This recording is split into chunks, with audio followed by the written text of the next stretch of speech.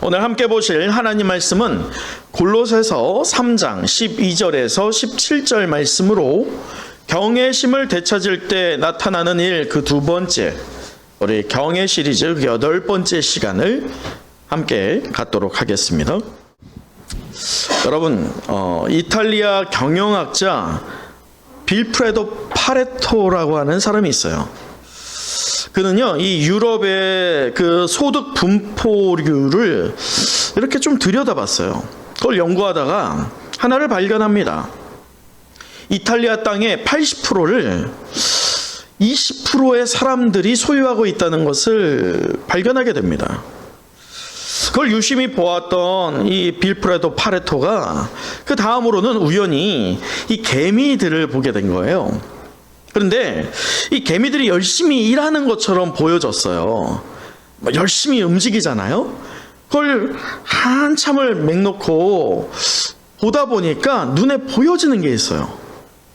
열심히 일하는 개미들인 것처럼 보였는데 잘 보니까 열심히 일하는 개미도 분명히 있지만 어떤 개미가 있어요? 놀고 있는 개미도 있더라는 거예요. 그래서 이게 이상하다 하고선 더 자세히 봤더니 그 퍼센테이지가 어떻냐? 열심히 일하는 개미가 20이고 일하지 않는 개미가 80이더라는 거예요. 참 신기하죠. 그래서 그는요, 이게 자연에 무슨 법칙이 있나?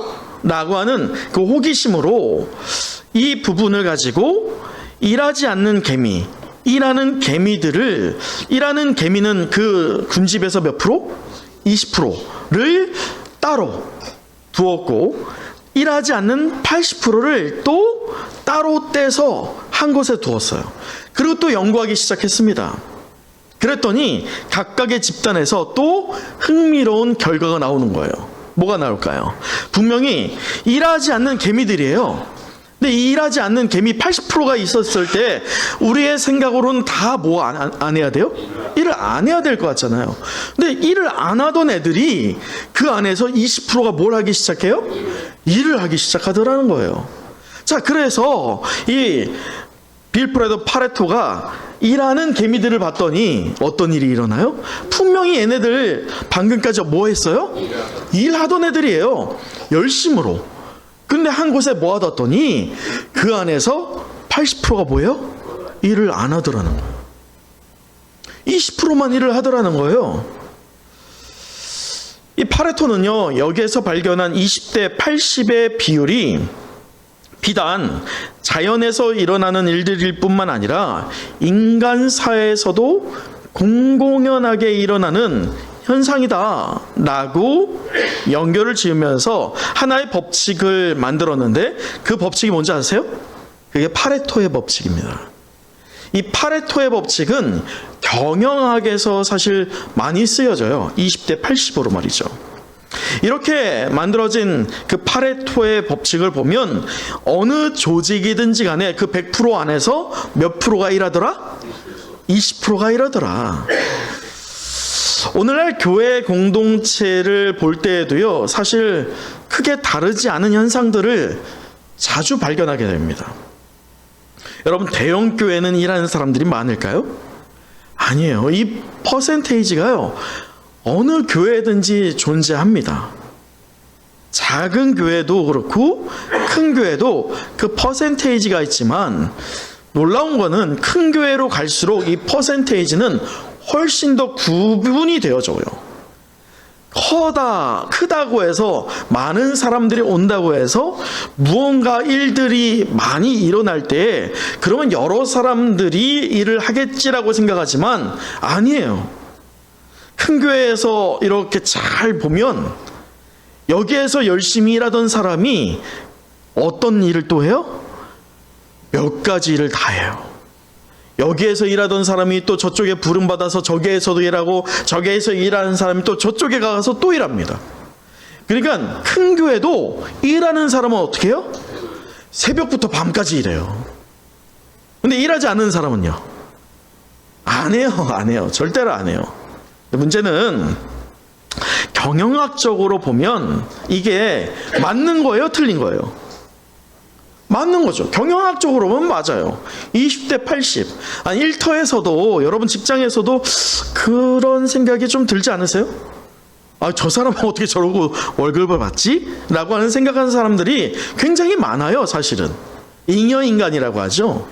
근데 교회에도 적용해 보면 그것이 맞아 떨어져요, 안 떨어져요? 맞아 떨어지는 것처럼 보여져요.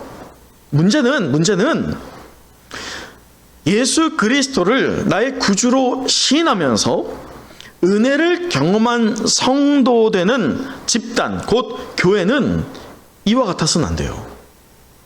경영학적인 논리가 교회 안에도 똑같이 적용되고 있다고 한다면 그 교회는 지금 어떤 상태다? 굉장히 위험하다. 침몰 중이다. 라고 보아야 됩니다. 그런 부분에서요, 여러분 오늘 찬양인도 누가 했어요? 네, 이가 없으면 잇몸으로 하는 거예요. 열심으로 잘하셨죠? 이것처럼 여러분 우리가 안 해본 영역이 있어요. 안 해본 영역을 뭔가 누군가가 해야 될 때면 덜컥 무엇부터 생각이 나요? 겁이 나요. 우리 안 해봤어요. 익숙한 걸 해요. 왜 이렇게 하세요? 라고 그렇게 반발하면서 늘상 몇 프로를 유지하기를 원합니까? 20%가 유지되기를 바라요. 80%는 그 비율이 깨지지 않기를 원하고 있지요. 하지만 은혜를 경험한 교회일수록요, 이 퍼센테이지는 당연히 깨질 수밖에 없게 돼요. 저는 바라건대 우리 은성의 영가족들이 1인 1사역은 최소한 했으면 좋겠습니다. 할렐루야! 우리 열심으로 오늘 시작하였던 신지연 집사님 다음 주에도 열심으로 할 거라 믿으면서 격려하는 시간 우리 가져보도록 할게요. 자, 우리 축복할게요. 네. 자, 그러면서도 그 축복을 우리 앞뒤 좌우 보시면서 이렇게 축복을 해볼게요. 1인 1사역 함께 합시다. 1인 사역 함께 합시다. 네, 1인 1사역은 함께 해야 돼요. 여러분, 그런 사역이 일어날 때 이 교회는요, 바람직한 은혜 공동체로 성장해 갈 줄 믿습니다. 이 사도 바울은요, 그리스도의 몸된 교회를 향하여서요, 오늘 본문 이전에 우리 3장 2절을 함께 읽어보도록 할까요? 이 3장 2절은 사실은 이 교회가 안고 있는 이 문제의 근원점을 직시하게 하거든요. 매우 중요한 구절입니다. 3장 2절 우리 함께 읽어보도록 하겠습니다. 시작. 위의 것을 생각하고 땅의 것을 생각하지 말라. 자, 보세요. 교회가 겪고 있는 문제의 근원들이 있어요. 근데 우리가 오해하는 것들이 뭐가 있냐면, 여러분, 우리 교회에 문제가 있다면 무엇이겠어요? 뭐 사람이 없다? 재정이 부족하다? 훈련을 더 받아야 된다? 이런 문제들을 지적을 할 수 있지만 그건 교회가 당면한 근원적인 문제가 아니에요. 교회가 당면한 오늘날의 근원적인 문제가 무엇이냐? 바로 경외심의 문제입니다. 역으로 말하면 하나님을 향한 그 경외심이 되찾아질 때 우리 지난 시간 어떤 현상이 먼저 일어나요? 세속적인 삶과 신앙적인 삶이 일치가 됩니다. 그러니 교회의 삶과 세상에서의 삶이 똑같아지는 현상이 나타납니다. 또한 신앙적인 이 경외함이 되찾아질 때면 내가 속하여 있는 어떤 교회? 몸된 교회라고 하죠. 왜 교회를 몸된 교회라고 합니까? 여러분, 우리가 입에 붙은 말들이 있어요. 몸된 교회라고 합니다. 왜 몸된 교회라고 하는지를 분명히 알아야 돼요. 왜 몸된 교회라고 하죠? 몸이 있다면 무엇이 있는 거예요? 머리가 있기 때문이에요. 머리가 중요합니다. 머리 대신 예수 그리스도를 바치고 있는 이 몸이라는 거예요. 그 몸을 이루는 우리 개개인을 사도 바울이 뭐라고 해요? 지체라고 합니다. 그 지체는 어떤 이가 좀 부족할 수 있고요, 어떤 이는 잘날 수 있어요. 우리 안에서 평가가 이루어질 수 있어요. 하지만 진정한 지체는 그렇지 않아요. 진정한 지체는 평행선 안에서 너나 나나 같다. 누구 안에서? 예수 그리스도 안에서 라고 하는 온전한 똑같은 믿음의 그릇을 갖게 됩니다. 그래서 저는 오늘 이 3장 2절의 말씀에서 지적하는 것처럼 문제는 위의 것을 찾는 성도가 있는가 반면에 무엇을 찾는 성도가 있어요? 땅의 것을 찾는 성도가 있다는 것을 엄중하게 확인하는 시간을 먼저 가져보고자 합니다. 여러분, 위의 것을 찾는다는 것은 하나님을 경외하는 믿음이 온전한 성도입니다. 여러분, 오해하면 안 돼요. 위의 것을 찾는다고 해서 땅의 것이 값없어지는 것이냐? 땅의 것이 중요하지 않은 것이냐? 아니에요. 땅의 것도 중요해요, 안 중요해요? 여러분, 돈 좋아요, 안 좋아요? 돈 좋아하세요? 어떻게 돈을 좋아하실까?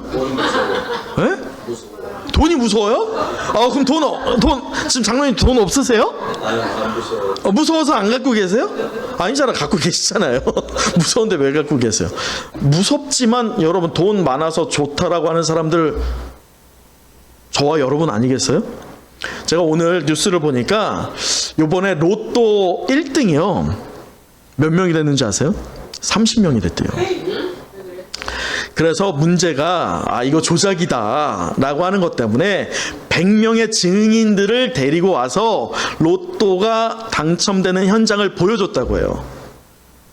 그런데 문제는 로또를 하는 사람들의 대부분이 뭐라고 하느냐, 인터뷰를 따는데 로또 당첨에 대해서 지금 어떻게 생각하세요? 라고 했더니 그분들이 뭐라고 하냐면 로또 1등 당첨금을 어떻게 해야 된다? 올려야 된다.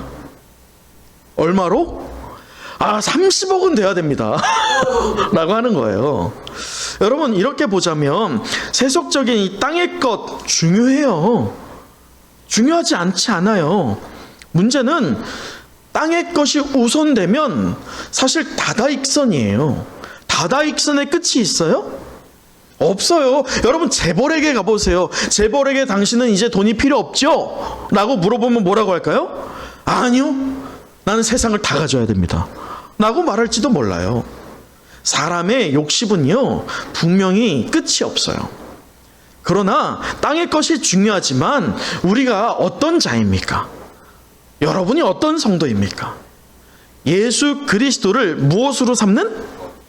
머리로 삼는 그리스도의 몸된 교회를 이루는 성도라고 한다면 우리에게 분명한 삶의 기준이 정해져야 돼요. 우선순위가 말이죠. 그래서 우리는 바라봐야 한다고 할 때 가장 갈망해야 할 대상이 저 수평적인 땅의 것이 아니라 수직적인 무엇을 봐야 돼요? 하늘을 바라봐야 할 줄 믿습니다. 그것이 바로 성도의 삶의 방향이라고 할 수 있어요. 자, 그리할 때 보세요. 이 교회가 경애에 대해서 분명히 우리가 오늘도 강조하게 되는데, 교회가 땅의 것이라고 하는 것을 추구하는 성도를 찬찬히 보자면 그 성도들에게 교회가 어떤 의미일까요? 여기에서 중요한 것은 땅의 것을 우선시한다. 이 우선순위가 바뀌어서 땅의 것을 우선시하고 위의 것은 지금 눈에 보이지 않으니까 지금 잘 모르겠어 라고 하는 성도에게 구원이 허락됐을까 안 됐을까요? 이건 먼저 짚고 가야 돼요. 그들에게 구원이 있을까요 없을까요? 구원은 전혀 문제가 되지 않아요. 땅의 것을 보면서 하늘의 것을 못 보고 있지만 그가 하나의 조건, 곧 예수 그리스도가 나의 구주이십니다. 내 마음으로 믿고 입으로 시인하는 성도라고 한다면 그에게 구원의 문제는 발생되지 않습니다. 그러나 문제가 있어요. 문제가.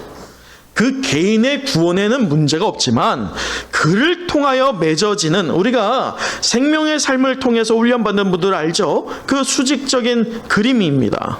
하나님과 우리 사이에 그림이 있어요. 화살표가 어떻게 진행이 됩니까? 위에서 아래로 내려가요. 하나님께 받은 은혜가 있을 때 그 은혜는 내게로 내려옵니다. 그런데 중요한 것은 내게 내려온 은혜가 어떻게 돼야 돼요? 자연스럽게요. 그 은혜가 내가 한도 없이 받아지는 그 은혜, 측량할 수 없는 은혜가 넘쳐 흐르다 못해서 내 주변에 내가 의식을 했든 의식하지 않았던 영향을 미칠 수밖에 없게 됩니다. 그게 바로 성도의 삶이에요. 그런데 문제는 그렇게 땅의 것을 보면서 위의 것을 생각하지 않는 성도, 그에게 구원의 문제는 전혀 발생되지 않지만 그가 영향을 끼친다라고 할 때 그 주변에 선한 영향을 받고 죽어가는 영혼들이 하나님께로 돌아오는 일들이 일어날까요? 절대적으로 일어나지 않아요. 반쪽짜리밖에 되지 않는다는 거예요. 그런 부분에서 성도는 이 두 가지 갈림길에 항상 놓여 있습니다. 저도 그렇고 여러분도 똑같아요. 성도라면 누구나 이 두 개의 갈림길 그 한가운데 매번 놓여져요. 그 한편의 길이 무엇이냐? 교회는 단지 출석하는 것이에요. 나는 구원을 받았고 그 구원을 받은 것을 감사함으로 일주일에 한 번 출석하는 곳이에요. 딱 거기까지. 더 이상 교회가 나에게 부담을 주어서는 안 되는 거. 삶의 중요한 헌신이 이루어지는 곳이 아니에요. 그래서 하나님이 이끄시는 사역, 그것은 내가 감당할 게 아니죠. 나는 어디에 속하면 돼요? 퍼센테이지 80에 20은 저들이 하는 거지. 교육자들이, 중직자들이 하는 것이고 나는 그런 걸 하는 사람이 아니야. 선을 걷는 사람들입니다. 여러분, 이렇게 선을 그을 때 신앙생활 할 만할까요? 안 할 만할까요? 더 할 만할걸요? 왠지 아세요? 문제는 교회들 안에서 이러한 문제들이 사실 왕왕 일어납니다. 그럴 때 그들의 니즈만 채워주면 돼요. 부담 주지 않고. 교회에 왔잖아요. 교회에 온 거 잘한 거예요? 못한 거예요? 잘한 거죠. 아이고 잘했습니다. 아유 축복합니다. 축복합니다. 그리고 이제 끝나잖아요. 그러면 여러분, 저는 무서운 게요, 여러분에게 제가 말씀을 증거하지만요, 저도 약한 사람이에요. 성정이 여러분과 다르지 않아요. 근데 저는 제가 말씀을 증거하면서도요, 저는 두려워요. 무엇이 두렵냐면 이 한 주에 하나의 말씀을 여러분이 듣고 그것으로 한 주를 살아간다? 말씀을 전하는 저도 그게 불가능해요. 전했다면 여러분, 전한 사람이 이 말씀을 더 잘 기억하겠어요? 들은 사람이 더 말씀을 잘 기억하겠어요? 전한 사람이 더 말씀을 기억하겠죠. 저도 그게 힘들어요. 저도 무너져요. 그렇기 때문에 늘 말씀을 볼 수밖에 없어요. 저의 한계점을 알기 때문이죠. 근데 문제는 그것을 깨닫지 못하고 있고 그냥 교회에 대한 80%를 유지하겠다라고 하는 갈림길에 그대로 직진을 하는 성도들이 사실은 어마무시하게 많다는 것입니다. 두 번째 갈림길, 그것이 무엇일까요? 그것은 바로 이 교회가 하나님을 만나는 곳인 동시에, 여러분, 예수님께 율법학자들이 시험을 하죠. 율법의 가장 큰 것이 무엇입니까? 라고 시험할 때 예수님이 딱 두 개의 큰 축으로 함축하여 요약합니다. 첫 번째가 무엇이에요? 하나님 사랑이에요. 두 번째는요? 이웃 사랑이에요. 그런데 첫째는, 그리고 둘째는 하니까 여러분 오해가 되지만 이 첫째와 둘째의 높낮이는 있지 않아요. 강조점은 둘 다 똑같다는 거예요. 그래서 이 위의 것을 생각하는 성도는 하나님의 나라를 사모하면서 하나님의 나라가 구현되고 있는 어디? 교회의 구성원이 됩니다. 그래서 그 구성원된 성도는 은혜의 빚진 자로서 봉사와 섬김과 훈련, 여러분 이게 중요하지 않아요? 경외를 하게 될 때면 무엇을 보게 됩니까? 하나님을 경외한 채 교회 활동을 하게 되면 무엇이 눈에 들어오는지 아세요? 하나님과의 관계 말고 여러분 주변이 들어와요. 자, 우리 앞뒤 좌우 한번 보시겠어요? 웃는 얼굴로, 웃는 얼굴로. 여러분, 이 주변에 있는 우리 동역자들이 눈에 들어와야 돼요. 그래서 이 갈림길에 있어요. 분명한 첫 번째 갈림길은 피곤함이 없어요. 신경 쓰지 않아도 돼요. 그러나 중요한 것은 첫 번째 갈림길은 성장은 없을 거예요. 오히려 더 위험할 겁니다. 두 번째 갈림길은 피곤해요. 신경 써야 될 것들이 많거든요.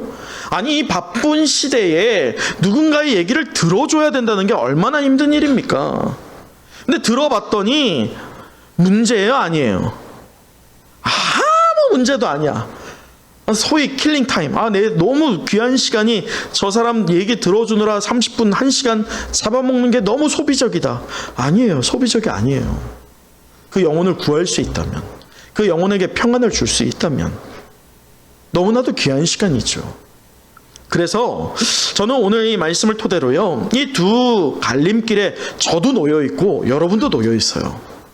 그럴 때 이 갈림길에서 과연 우리가 오늘 본문을 통해서 이 경외심을 되찾게 될 때 어떤 현상이 나타날지에 대한 도전을 함께 해봤으면 좋겠어요. 우리는 지난 시간 첫 번째로 그렇게 경외심이 되찾아질 때 이 실제 생활과 영성 생활, 곧 교회와 이 삶이 일치가 되는 것을 보게 되었다라고 한다면, 오늘 이 본문을 통해서 그 두 번째, 우리가 경외심이 되찾아질 때 이 교회의 정체성, 곧 교회의 일꾼으로서 내가 교회에서 어떤 사명과 자리를 담당해야 할지에 대한 사명감을 회복하게 됩니다. 그것을 확인하는 시간, 결단하는 시간, 오늘 잠시 가져보도록 하죠. 자, 오늘 그럴 때 오늘 본문은 새 사람이 된, 곧 새 사람이라고 한다면 예수 그리스도를 통해서 본질상 진노였던 저와 여러분이 누구의 자녀? 하나님의 자녀로 변화된 것이죠. 그래서 이전 것은 지나갔으니 어떻게 해라? 보라. 여러분 봐야 돼요. 누굴 봐야 돼요? 여러분을 봐야 돼요. 보라. 무엇이 되었다? 새 것이 된 거예요. 나를 볼 때 내가 새 것이냐 아니냐를 봐야 돼요. 옆에 사람을 보면서 야, 너 새 것이 아닌 것 같다, 이게 아니라 누굴 보라고요? 나를 봐야 돼요. 이전 것은 지나갔어요. 죄악의 뿌리는 지워졌어요. 그래서 새 사람 입었다라고 하는, 그렇게 주님을 영접함으로 내가 구원받았다 확신하는 새 사람 입은 성도들에게 나타나는 5가지의 현상들을 오늘 제가 나누고자 합니다. 그 첫 번째는 우리 함께 12절 다시 한번 읽어보도록 할까요? 12절이에요. 시작. 그러므로 너희는 하나님이 택하사 거룩하고 사랑받는 자처럼 긍휼과 자비와 겸손과 온유와 오래 참음을 옷 입고. 자, 첫 번째 특성이 뭐냐면 좀 길어요. 저를 따라해 보시죠. 교회와 맺은 관계를 진지하게 받아들이라. 여러분, 교회와 맺은 관계가 있어요. 엊그제 우리 예담이가 이제 오늘 생일이에요. 좀 이따 생일 축하한다고 말해 주세요. 제가 기대하고 있거든요, 저 녀석이. 근데 생일을 맞아서 이 금요일에 친구 몇 명을 불렀어요. 7명 아이들이 축구하고 야구하고 탁구하고, 누구랑요? 저랑요. 그렇게 노는데 제가 심판을 보게 될 때 이 아이들 양 팀에 잘하는 아이들 둘을 불러다가 가위가위보를 시켜가지고 한 명씩 뽑자라고 한 거예요. 팀을 결성을 해야 되니까. 근데 양 팀에서 다 똑같이 원하는 원픽 아이가 있어. 그 아이의 특징이 뭔지 아세요? 키가 커, 등치가 커, 심지어 스피드도 빨라. 그러니까 이 양쪽 아이들이 다 누굴 원해? 그 아이를 원하는 거야. 거기에서 우리 예담이는 뒤에 있더라고요. 근데 여러분, 우리가 사람을 택할 때에도 이렇게 눈에 보여지는 어떤 피지컬적인 또는 비교의 어떤 군을 통해서 저 사람이 좀 괜찮겠다라고 하는 것을 어떤 기준에서 선별을 하게 됩니까? 사람의 기준이에요. 사람의 기준이 뭐예요? 눈에 보여지는 겁니다. 그 눈에 보여지는 기준으로 사람을 선별하게 되는데, 중요한 것은 하나님께서 이스라엘 백성을, 또 오늘 저와 여러분에 이르기까지 하나님의 백성 되는 성도를 부르실 때의 외적인 기준의 선택이었어요? 우리가 어떤 조건에 충당되었기 때문입니까? 아니었어요.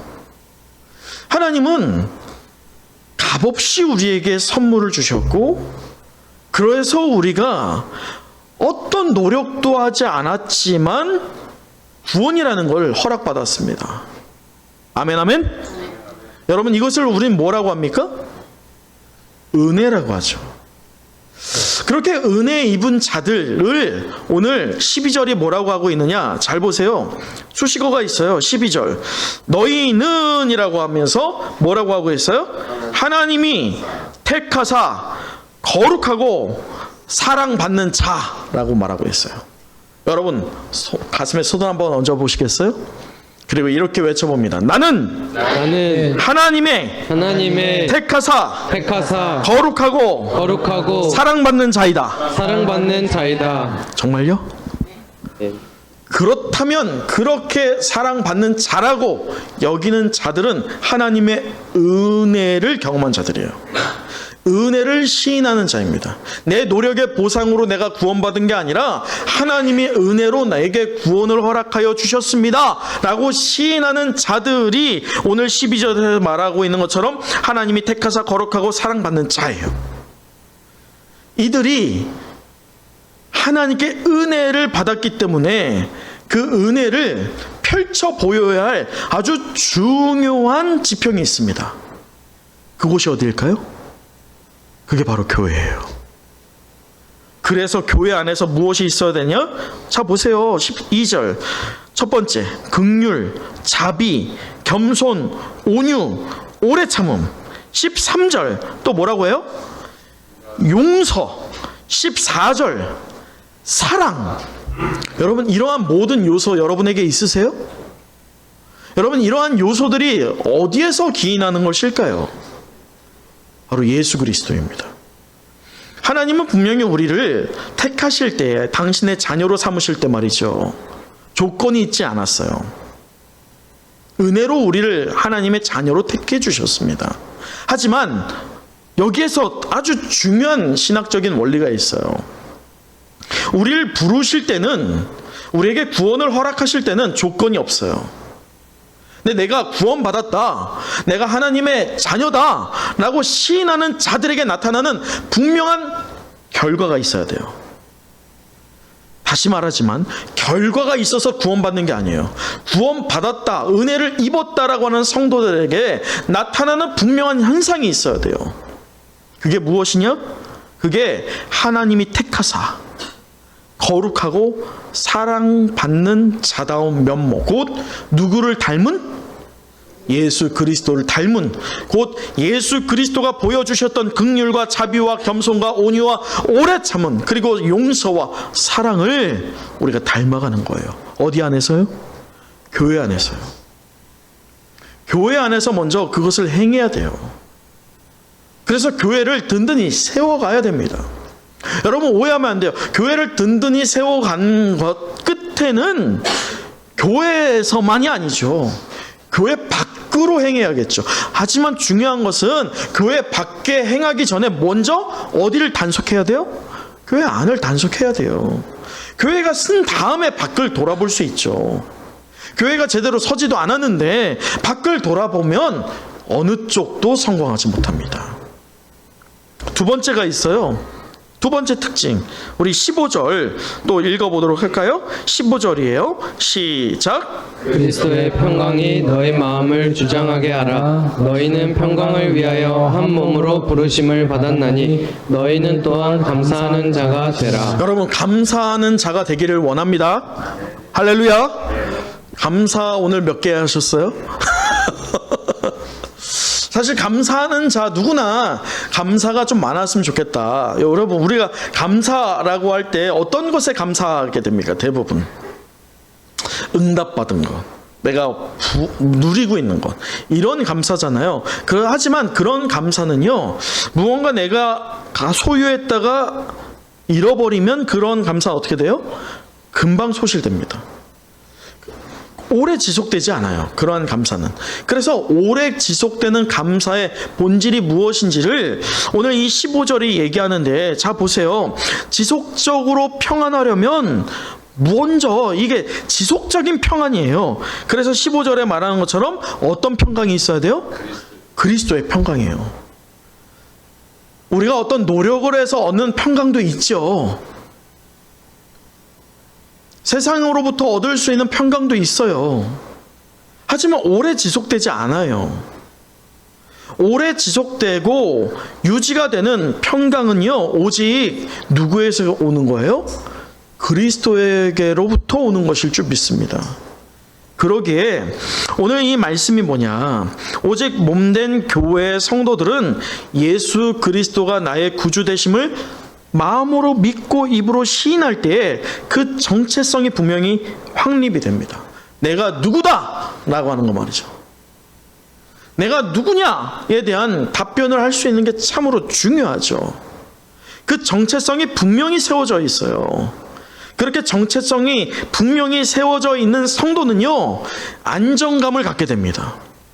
그 안정감은요, 내가 뭘 가졌다고 해서 갖는 안정감이 아니에요. 내가 무언가를 누리고 있다고 해서 갖게 되는 안정감이 아닙니다. 그 안정감은 누가 나와 함께 하기 때문이에요? 예수 그리스도가 나와 함께 하신다.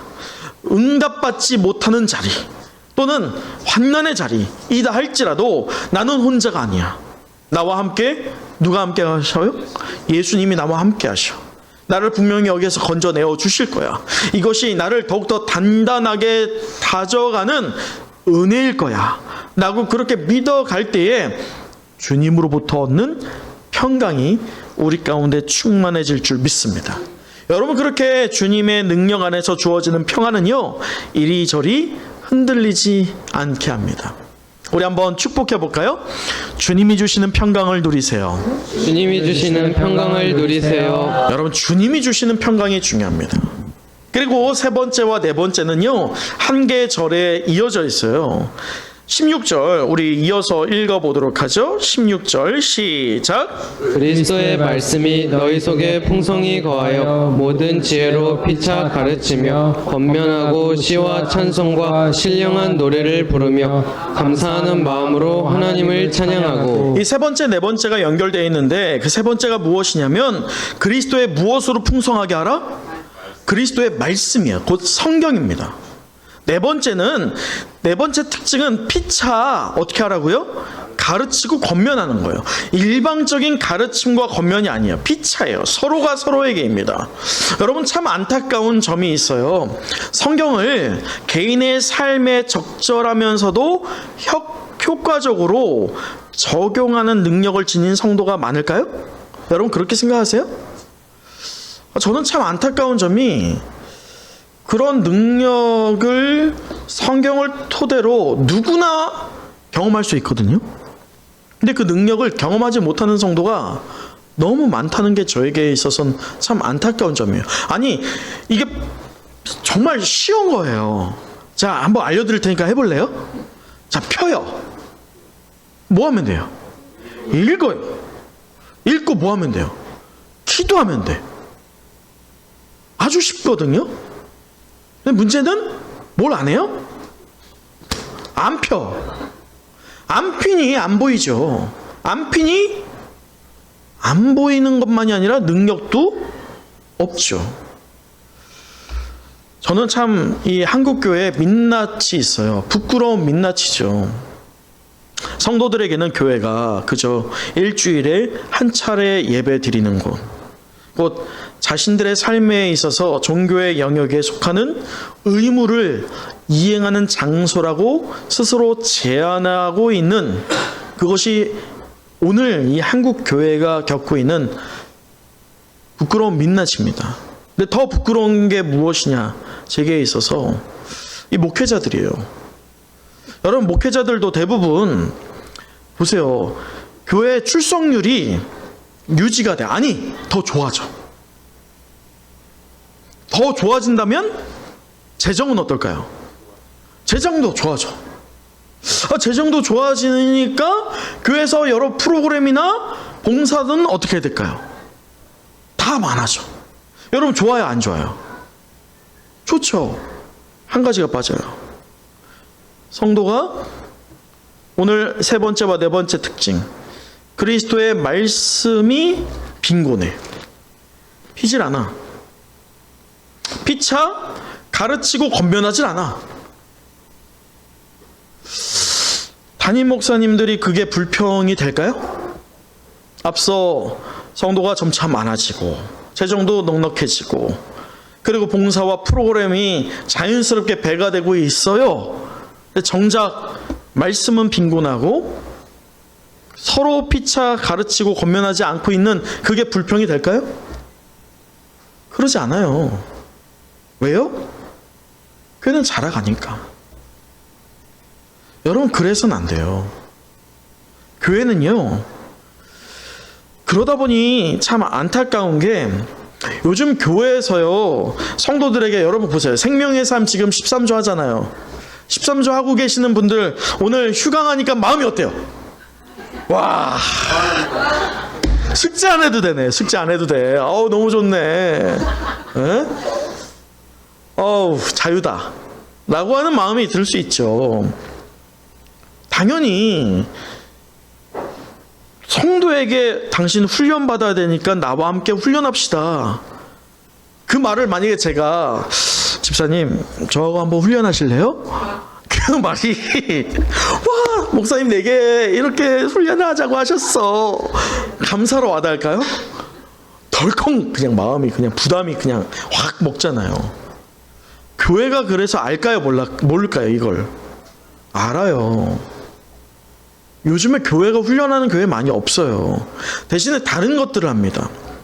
교회를 보면 웃음치료, 그리고 재정관리를 위해서 어떻게 기독교적인 재정관리를 할까? 또 부부관계의 개선을 위해서 어떻게 하면 좀 더 좋은 부부관계가 될까? 또 자녀에 있어서 이 자녀가 기독교, 말로는 이제 기독교적인 자녀를 키우는 것이지만 결과적으로 끝에는 어디에 다 포커스가 맞춰질까요? 좋은 대학에 보낼까? 이러한 것들을 충족시켜 줍니다. 정작 무엇은 없어요? 말씀과 가르치고 권면하는 훈련은 없어요. 근데 성도들은 좋아할까요? 싫어할까요? 훨씬 좋아해요. 왜? 거기 가서 웃음 치료, 웃고 오면 돼. 웃는 것만이 아니에요. 선물도 줘요. 우리 교회 그거 안 하잖아요. 물론 재정도 없지만, 재정적인 것, 우리가 어떻게 하면 좀 재정적으로 좀 풍족해질까? 구멍을 어떻게 좀 메꿔볼까? 그것도 중요하죠. 다 중요해요. 삶에 중요하지 않은 부분은 없죠. 하지만 본질, 위의 것을 바라보기 위해서는 우리가 그리스도의 말씀이 우리 가운데 충만해져야 돼요. 그게 본질이기 때문입니다. 또 그 본질을 경험한 성도는요, 앞서 말한 것처럼 은혜가 충만해져서 우리의 주변에 선한 영향력을 미치는 것처럼요, 은혜가 충만해져요. 무엇으로? 말씀으로. 말씀은 보면 볼수록 꿀송이처럼 달다. 그렇게 느끼는 여러분 되길 원합니다. 펴야지 느껴요. 펴야지. 펴서 묵상하세요. 저는 항상 성경을 볼 때 이렇게 기도합니다. 하나님께서 분명히 성경을 기록하실 때 성령의 감동으로 기록하셨을 줄 믿습니다. 오늘 내가 성경을 볼 때 동일한 성령의 감동이 내게 임하여서 하나님이 어떤 의도로 이 말씀을 기록했는지 알게 하여 달라고 그렇게 간구하고 기도를 하며 성경을 봅니다. 그렇다고 해서 다 알 수 있느냐? 아니에요. 그렇지만요, 그렇게 기도하면서 하나님께 구하며 말씀을 사모하는 성도의 삶과 그렇지 않은 성도의 삶은요, 누가 알까요? 누가 구별할까요? 여러분 밖에 나가서 직장에 가보면 다 알아요. 저 사람 가짜야. 제 교회만 다녀. 제 할 거 다 해. 우리가 다를 거 없어. 근데 교회는 다니더라? 그 말들이 나오는 거예요. 그럼 진짜는요, 어디에 있든지 진짜가 돼요. 가짜는요, 숨기면 숨길수록 가짜인 게 티가 나요. 그러니 여러분이 진짜가 되기를 원하신다면 그리스도의 말씀이 여러분 안에 풍성히 넘치기를 간절히 축원합니다. 그래서 그 말씀의 능력이 넘쳐나서요, 누군가를 보면서 가르치고 권면하지 마세요. 여러분이 뭐라고? 저도 그렇게 못해요. 제가 뭐라고요? 우리 전사님이 아까 말했잖아요. 교차 세대라고. 우리가 아이들에게 신앙을 계승하는 건 맞습니다. 하지만 아이들을 통해서 우리가 배우는 게 있어요, 없어요? 얼마나 많은지 몰라요. 저도 여러분 통해서 배워요. 그래서 정말 좋은 교회는요, 서로 피차 권하고 가르치는 교회입니다. 일방적인 가르침하지 마세요. 자녀에게 일방적으로 가르치지 마세요. 서로가 서로를 세워주며 서로를 가르치고 권면하기를, 그렇게 마음을 열 때에 가정에서 시작해서 교회가요 든든히 서갈 줄 믿습니다. 말씀을 마칩니다. 오늘 우리는 경외심을 되찾을 때 나타나는 일, 그 두 번째 시간을 가졌거든요. 우리 마지막 17절 함께 읽어보도록 하죠. 17절입니다. 시작. 또 무엇을 하든지 말에나 일에나 다 주 예수의 이름으로 하고 그를 힘입어 하나님 아버지께 감사하라. 이제 그 마지막 특징을 살펴보는 것으로 말씀을 마치고자 합니다. 그 마지막 다섯 번째 특징은요, 다 누구의 이름으로 하라? 주 예수의 이름이에요. 이 말씀은 단순한 겉면이 아닙니다. 몸된 교회의 성도에 대한 존재론의 깊은 의미를 함축하고 있어요. 여러분, 그렇다면 왜 성도가 그리스도의 이름으로 행해야 될까요? 왜 그리스도의 이름으로 행하기를 사도 바울이 우리에게 권면하고 있을까요? 여러분, 성도가 누구입니까? 성도는 육신으로는 십자가 밑에서 이미 죽은 존재들이에요. 그걸 시인한 존재입니다. 내 이전 것은 지나갔으니 라고 할 때 이제 그 십자가에 누구의 죄가 못 박힌 거예요? 예수님이 못 박혔지만 예수님이 못 박히신 이유는 나의 죄를 위함이에요. 내 죄가 십자가에 못 박히는 거예요. 원래는 내가 못 박혀야 되지만 예수님이 대신 못 박히시는 거예요. 나의 죄를 사해 주시기 위함이죠. 그래서 예수 그리스도를 믿는다는 것은 나는 이미 예수 그리스도를 믿는 그 즉시로 이전에 나는 어떻게 됐다는 거예요? 죽었다는 거예요. 나는 죽었고 이제 새로이 태어났다. 그게 바로 거듭남입니다. 거듭난 존재이죠. 여러분, 그래서 거듭난 존재인 성도에게는요, 우리 개인의 이름이 있어요. 저에게도 이름이 있고 여러분에게도 이름이 있죠. 하지만 성도들이 동일하게 갖는 이름이 있어요. 성도라고 할 때면, 몸된 교회의 구성원 되는 성도라고 할 때면 이 땅의 것이 우선되는 게 아니라 저 하늘의 것이 우선되고 있는 성도라고 한다면 그에게 드러나야 될 분명한 이름이 있다는 거예요. 똑같은 이름들이 저와 여러분에게 있다는 거예요. 그 이름이 뭐예요? 예수의 이름이에요. 그래서 다른 이름은 우리에게 주신 일이 없다고 사도 바울이 이야기하지 않습니까? 사랑하는 성령 영가족 여러분, 이제 경외심을 되찾아서요, 그로 인해서 은혜와 성령이 함께하는 은성교회의 그 모든 영가족들이 이 땅의 것에 우선순위를 두는 것이 아니라 눈에 보이지 않아요. 하지만 본질, 그 위의 것에 마음에 두는 저와 여러분 되길 간절히 축복합니다. 그 결과 이 실제 생활과 영적 생활이 일치가 되었던 것처럼 그 이후에 우리의 교회 생활이요, 단순히 출석하는 교회가 아니라 성도의 교제를 통해서 서로가 서로를 세워주며 자라가는 믿음의 공동체의 구성원 되는 저와 여러분, 우리 모든 은성의 영가족 되기를 간절히 축복합니다.